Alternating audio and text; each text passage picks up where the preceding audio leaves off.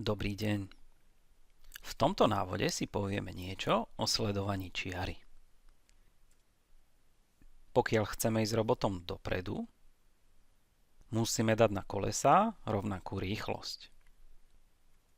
Pokiaľ by sme sa robotom chceli točiť doprava, potrebujeme dať na ľavé koleso vyššiu rýchlosť ako na pravé.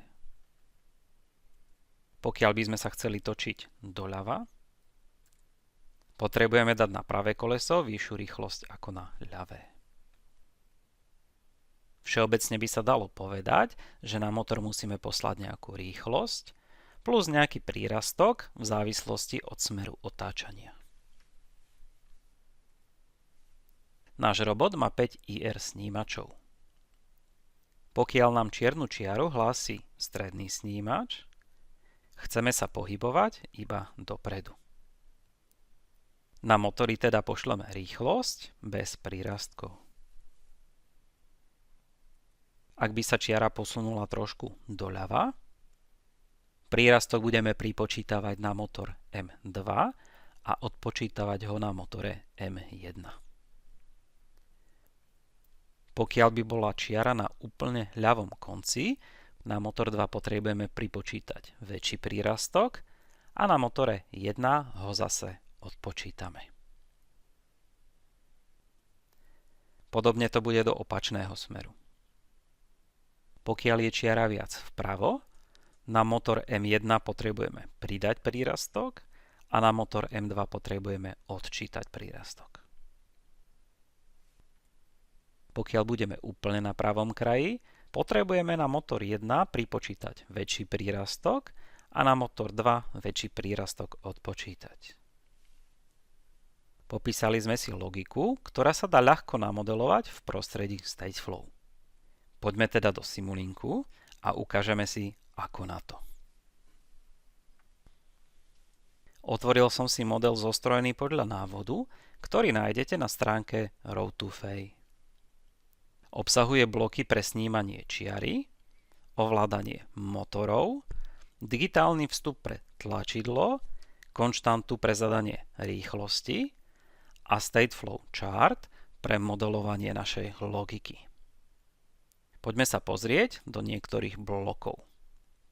Otvorím napríklad snímač čiary. V snímaní čiary využívam pre detekcie čiar nad snímačmi verziu, kde porovnávam hodnotu s konštantou. Vráťme sa naspäť. Otvorme teraz Stateflow a pozrime sa, ako je namodelovaná naša logika.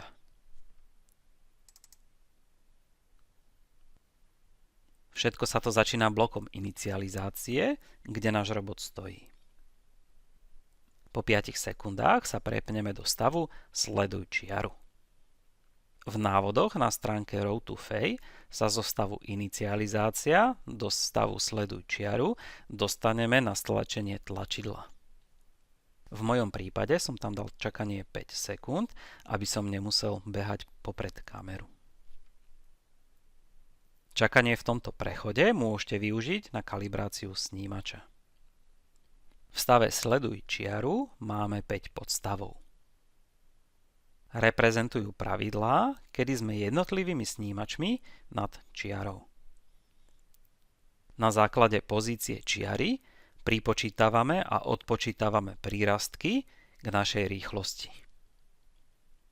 Toto opakujeme každú periódu vzorkovania, kým sme v tomto stave. Sledovať čiaru budeme minimálne 10 sekúnd a potom čakáme na stlačenie tlačidla, aby sme pohyb zastavili. Pohyb vieme zastaviť aj ukončením simulácie. Poďme sa pozrieť, či takýmto algoritmom dokážeme sledovať čiaru. Zapneme si kameru a model spustíme tlačidlom Monitor and Tune.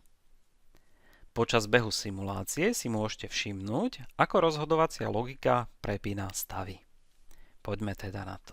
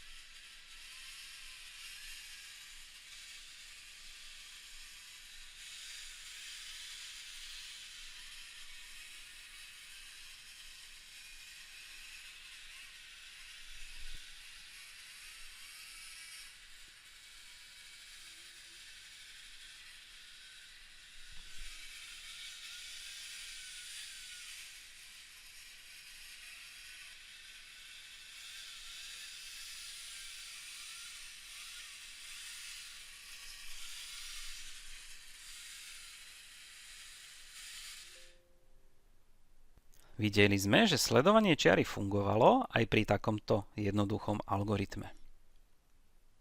To, čo môžete ešte vylepšiť, sú rýchlosti a hodnoty jednotlivých prírastkov.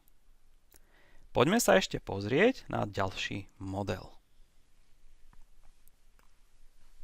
V predchádzajúcom príklade sme mali v stave Sleduj čiaru 5 podstavov. Reagovali sme na každý snímač samostatne.